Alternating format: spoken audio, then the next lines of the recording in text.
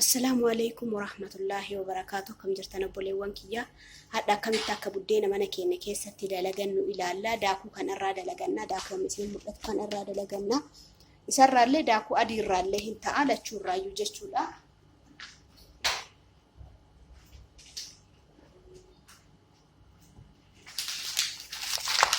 Akkuma argitan daakuu kanarraallee hin ta'a. Daakuu amma argitan kana isa kanarraallee hin ta'a jechuudha. Kanarraallee lachuurraayyuu daakuu lachuu kanarraayyuu hin ta'a. Anamma garuu ka barbaadu garaa dalagachuu barbaadu boora kana tokkollee hin jira. Akkana ta'ee bunniin hin jira. Inni sunillee hin ta'a. Isa san kanaa wajjin osoo walitti dabalamee baay'ee bareeda ta'a. Amma waan irraa dalagannu akkamitti akka dalagannu ilaalla. Jalqaba kaameraa kana akkuma argitan kana kaameraa kana maankiyaa shoorbaa lama maaliif buufannaa sahaan buufannee akka shoon kuffinu nu jedhuuf jechuudha. Maankiyaa lama sahaan buusannee daakuu xiqqishuu waliin irshoo goona. Bishaan labbi jedheen bukeessinaa jechuudha. Sa'aatii walakkaaf akkasiin tuksiisna. Sirriitti nu bukaa'u. Kunoo haaluma argitan kanaan akkanatti hin bukaaya. Inni sirriitti akkana nu bukaaya. Argitan kana amma bukaayee jira jechuudha. Kuni akkanatti inni yoo bukaayee jedhee maal goona? Daakuu kenna kun bukeessinee lafa kenna jechuudha. Irshoo kana maankiyaa lama maankiyaa shoorbaa lama itti buusnee daakuu maankiyaa lama wajjin wali kurree dhiisna. Bishaan labbi jedheen achiin booda inni kufnuu jedha. Yoo inni kufnuu jedhe maal goonare daakuu kenna. Daakuu kana jechuudha. Daakuu kana yoo feetan guutuu isaa hojjechuu dandeettan, yoo feetan walakkaa hojjechuu dandeettani.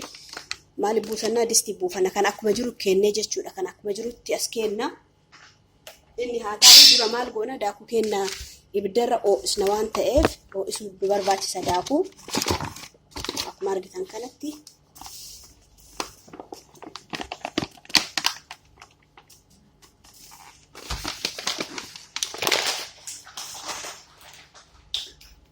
amma daakuu argitan kana isa argitan kana amma maal godha ibiddarra kaaya. Kunoo ibidda kiyya qabsiiseera jechuudha. Amma distii kiyyarra kaaya distii akkuma argitan kunoo irra kaayee ibiddarra kaadhee akkuma argitan kunoo ibidda jala jira.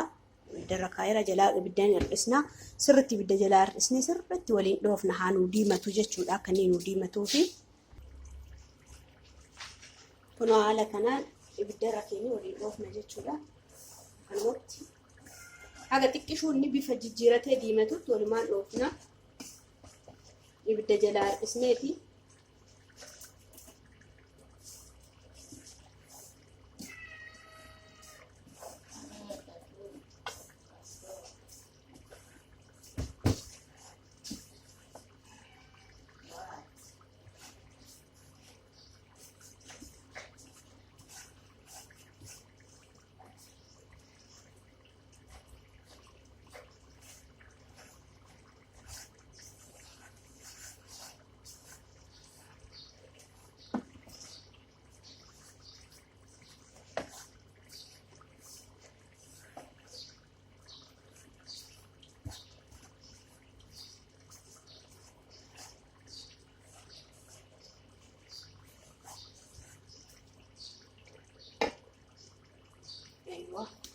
Oo'eera amma kunoo akkuma argitan kana.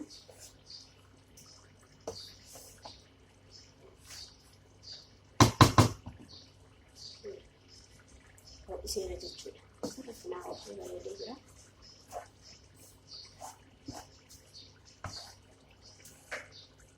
Amma sahaanii itti qal'isnutti garagalfannaa.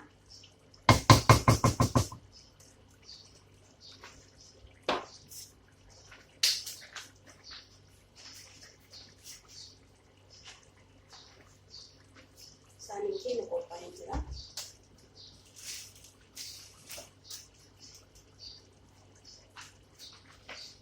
Bismillah.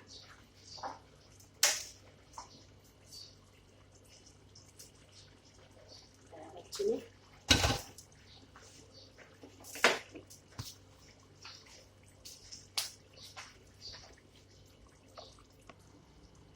Amma sahaanii keenya erga garagalfannee irraa hin qal'isna. Bismillah. Nama guba daakuu suuta jennee waliin dhoofna.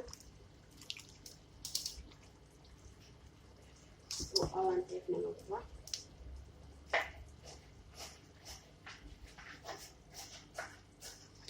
Soogidda sookidda maankiyaa shoorbaa walakkaa itti buusannaa xiqqishuu sookidda itti buufannaa.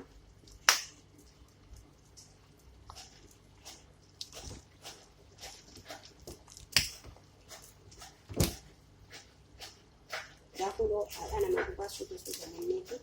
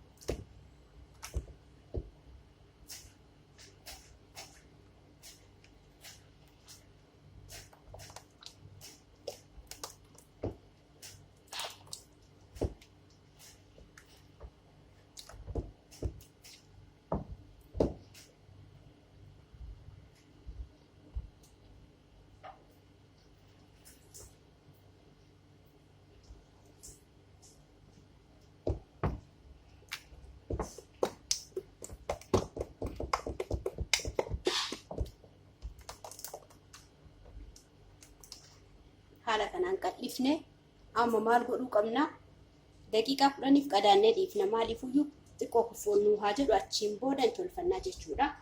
Hangasiif waan itti tolchinu uumama qopheeffannaa yoo isin lixiin keessan furdate ደግሞ bishaan itti dabalattanii anammaaf akkana dhiisee yoo inni furdate itti dabala waan ta'eef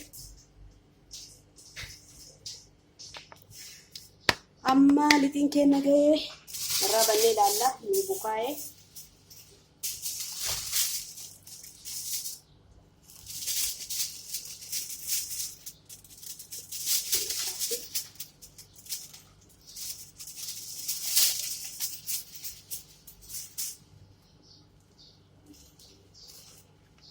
akkuma argitan kanatti bukaa'ee jira.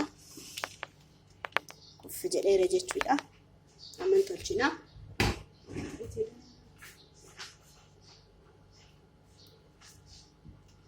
Furdatee jira xiqqishu bishaan na barbaachisa.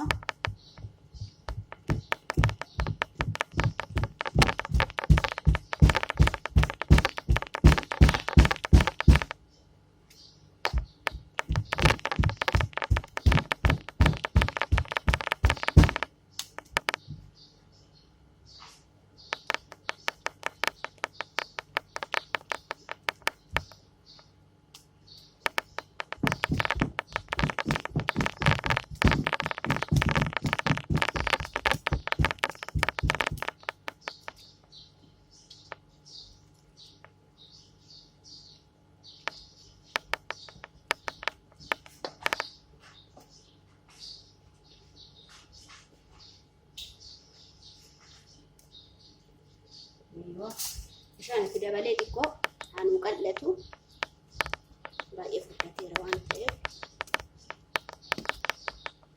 sirriitti qal'atuu qaba.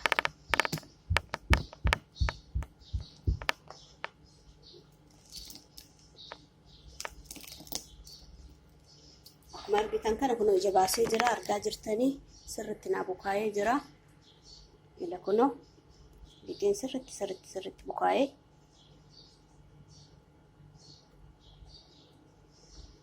kun akkuma isin mul'atu kana sirriitti bukaayee jira jechuudha.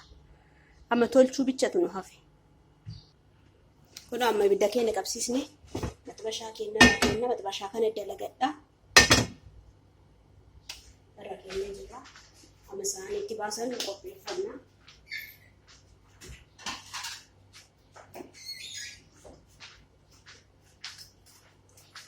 Buddeena keenya asirra baasna jechuudha. Kan buddeen keenya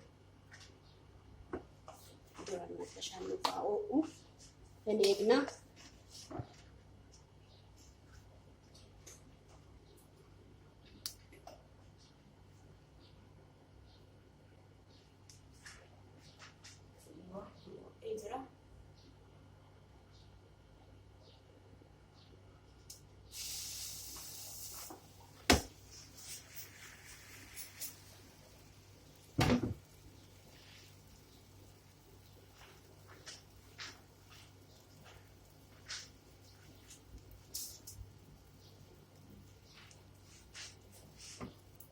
Haala argitan kanaan tolfanna. Kun akkuma argitan kana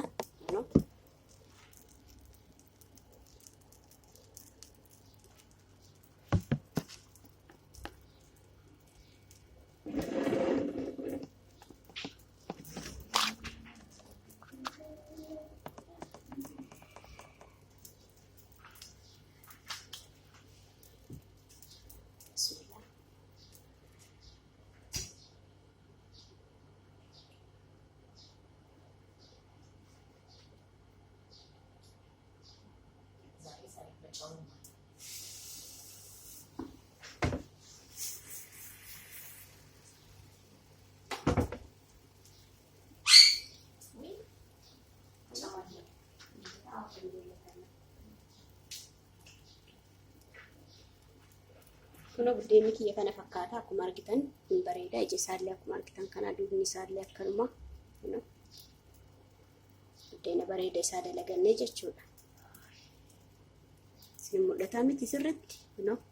Buddeena bareeda iji isaa bareeddee bahee. Akkuma haala salphaan tolfannaa jechuudha. Waan guddaa nu barbaachisu.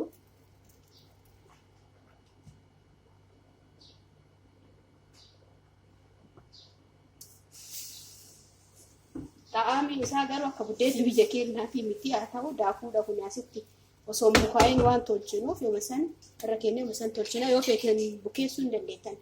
Guyyaa 2-3 tursiifachuu hin dandeettan. Isin lixii keessan guyyaa 2 bukeessitanii tursiistanii achiin booda qal'isanii illee tolfachuu hin dandeettanii. Ana ammoo maqal'isee ammoo bukeessee ammoo maqal'isee jechuudha. Akkuma viidiyoo irraa argitan kana haala kanaan tolfannaa jechuudha.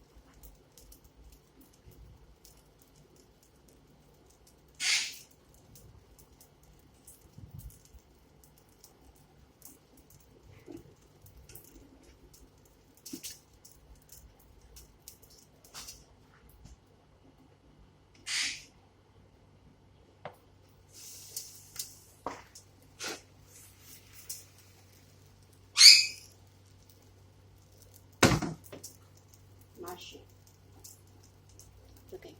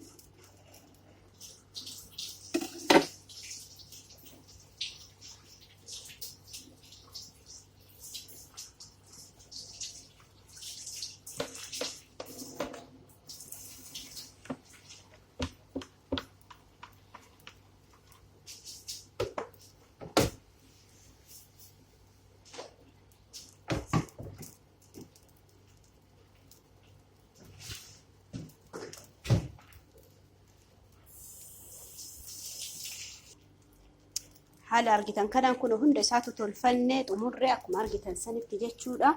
Homaa qadaadan barbaachisu oduma ittiin qadaadin cabsneetuma dalagna. Dafneetuma irraa baafannaa jechuudha. Kan inni jiru argitan kun hojii isaa kana buddeena bareedanuu bahee jechuudha. Akkanatti dalagannee haa nyaannu mana keenya keessatti isiniin jedha. Hanga viidiyoo biraa dalagee isinii gadhiisuuf. Assalaamu alaykum wa rahmatullaahi wa barakaatuh.